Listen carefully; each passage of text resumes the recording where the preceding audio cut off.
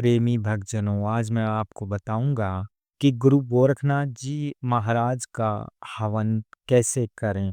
भक्तजनों, तो गुरु गोरखनाथ जी महाराज की पहले आपने पूजा अर्चना करके, देवी देवताओं की पूजा अर्चना करके और ध्यान इत्यादि करके उसके बाद में आप डेली हवन भी कर सकते हैं, या सप्ताह में एक बार भी कर सकते हैं, या 15 दिन में एक बार भी कर सकते हैं। भक्तजनों, हवन से आप जो भी जप करते हैं, आपका जो ऑरा है वो मजबूत होता है भक्तजनों, और आपके घर में सुख शांति, नकारात्मक जो शक्तियां होती हैं वो आपके घर में प्रवेश नहीं करती भक्तजनों।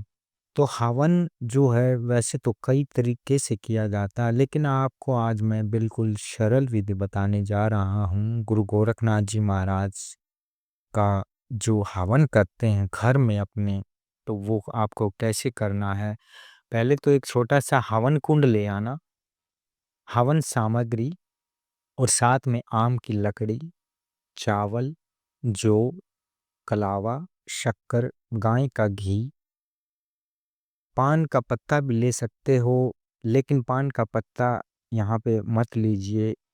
आप काले तिल, सूखा नारियल, लौंग, इलायची, कपूर, बताशा आदि लाकर सबसे पहले स्नान तथा भूमि कलश तथा देव पूजन कर ले भक्तजन। उसके बाद आपने हवन कुंड को जल से पहले गंगा जल से शुद्ध कर लें, और इसके ऊपर हवन कुंड में जो चारों तरफ से कलावा बांध दे, हवन कुंड में लकड़ी रखें, थोड़ा सा कपूर या घी डालकर अग्नि प्रज्वलित करें। आसन पर बैठकर निमन मंत्रों को 9 बार, 11 बार, या फिर नाम को, जैसे आप गुरु गोरखनाथ जी महाराज का हवन कर रहे हैं तो नामों को आप पढ़ सकते हैं, और अपनी आहुति देनी है हवन कुंड में।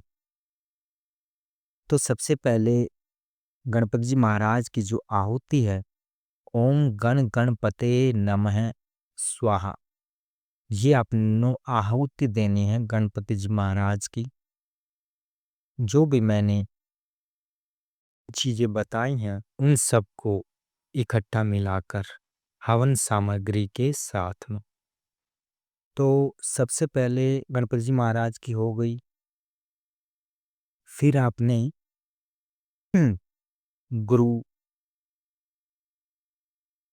फिर आप 9 आहुति आप अपने कुल देवी या कुल देवता की आप ढालेंगे। ओम नमो कुल देवताय नमः स्वाहा। तो ओम नमो कुल देवी भयो स्वाहा। तो इस तरीके से आप 9 आहुति, अगर आपके घर में कुल देवता की पूजा होती है, यानी आपके घर में के परिवार वाले जो सदस्य कुल देवी या कुल देवता को मानते हैं, आप उसकी 9 आहुति देंगे। उसके बाद आप अपने पितरों का ध्यान करेंगे। ओम नमो पितर देवता भयो नमः स्वाहा। ये आप अपने घर के पितर दो का आह्वान करके उनकी आहुति 9 बार देंगे। उसके बाद गायत्री गोरक्ष मंत्र, गुरु गोरखनाथ जी महाराज का जो गायत्री है, यानी आपको ज्ञात होना चाहिए गुरु गोरखनाथ जी महाराज की जो गायत्री है, आप उसका 9 बार आहुति आप देंगे। गोरक्ष गायत्री जो है आपको गुरु गोरखनाथ जी महाराज की आपको करनी है, यानी जब गोरक्ष गायत्री आप पढ़ेंगे तो आपको अंत में स्वाहा आपको जरूर बोलना है भक्तजनों। तो गोरक्ष गायत्री मैंने अपने इस चैनल पर दे रखी है। आप गोरक्ष गायत्री को देखकर, आप उसे पढ़कर, आप उसे पढ़कर आप गोरक्ष गायत्री जो है आप उसका 9 बार हवन आहुति देंगे।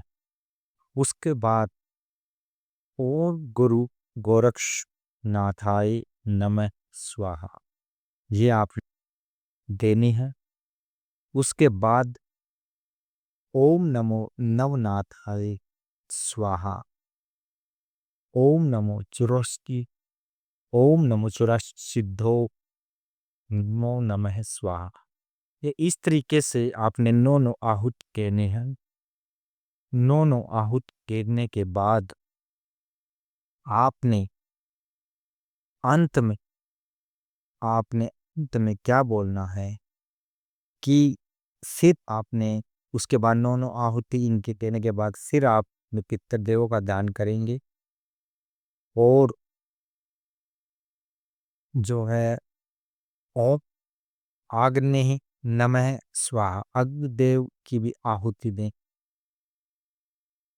सर्वप्रथम आपने अग्निदेव की आहुति डाल के, गणपति जी महाराज की आहुति डाल के, पितृदेवों की आहुति डाल के, और गायत्री मंत्र की आहुति डाल के, नवनाथ की नवनाथों की आहुति डालकर, 84 सिद्धों की आहुति डालकर, फिर अपने भूले भटके अपने घर के पितृदेव आहुति डालकर, और उसके बाद नव ग्रह की भी आहुति दे सकते हैं। और जो है शिव शंकर ओम शिवाय नमः स्वाहा भी कह सकते हैं।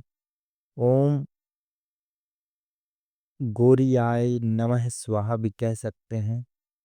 तो इस तरीके से आपने स्वधा नमस्तुति स्वाहा यानी स्वधा नमस्तुति स्वाहा आपने एंड में जो बोलना है। और जो गुरु है ओम गुरु, ओम गुरु ब्रह्मा गुरुर विष्णु गुरुर देवा महेश्वर है, गुरु साक्षात पर ब्रह्मा तस्मै श्री गुरुवे नमः स्वाहा। आप इसकी भी आहुति आपने ढालनी है। उसके बाद आप हवन में खीर का भोग डालें। फिर एक सूखा नारियल लें जो आपने ले रखा है, उसके चारों ओर रक्षा सूत्र लपेट कर घी मल लें। घी में मल के इस नारियल को हवन कुंड के बीचों बीच में रख दें। अंत में बची हुई हवन धूप को ऊपर से ढालकर इस मंत्र को बोले, ओम पूर्णमदः पूर्णमिदं पूर्णात् पूर्णमुदच्यते पूर्णस्य पूर्णमादाय पूर्णमेवावशिष्यते। तो ये आपको अंत में बोलना है। और उसके बाद सभी आपके जो गणपति जी महाराज, शिव शंकर है, गौरी माता हैं, कार्तिक प्रभु हैं, आपके कुल देवी हैं, कुल देवता हैं, पितर देव हैं, और नवनाथ सिद्ध हैं, 84 सिद्ध हैं, और गायत्री माता है, और आपके गुरु कोई भी हैं, अगर वो देहधारी गुरु हैं तो सबको नमन करके आप अपने हवन को संपूर्ण, आपका जो हवन है वो संपूर्ण होने की कामना करें, उनसे क्षमा प्रार्थना करें और अपने हवन को संपूर्ण करें भक्तजन। तो अंत में जो आपने ओम पूर्णमदः पूर्णमिदं पूर्णात् मुदच्यते पूर्णस्य पूर्णमादाय पूर्णमेवावशिष्यते, ये मैं आपको इस बिल्कुल सबसे अंत में जब आप हवन सामग्री को ऊपर से डालेंगे तब आपने देना, आपने बोलना है। तो ये मैं आपको डिस्क्रिप्शन में दे दूंगा। अगर आपको याद नहीं हो रहा है तो ये बिल्कुल लास्ट में आपको बोलना है वचन। तो ये गुरु गोरखनाथ जी महाराज के अपने घर में हवन करने की विधि है भक्तजनों। तो ये छोटी सी जानकारी आपको कैसी लगी? जानकारी अच्छी लगी तो चैनल को सब्सक्राइब कीजिए और अपने दोस्तों तक शेयर कीजिए। और गुरु गोरखनाथ जी महाराज की कृपा सदा ही आप पर बनी रहे। जय गुरुदेव, सदा ही आपकी जय हो मेरे मालिक।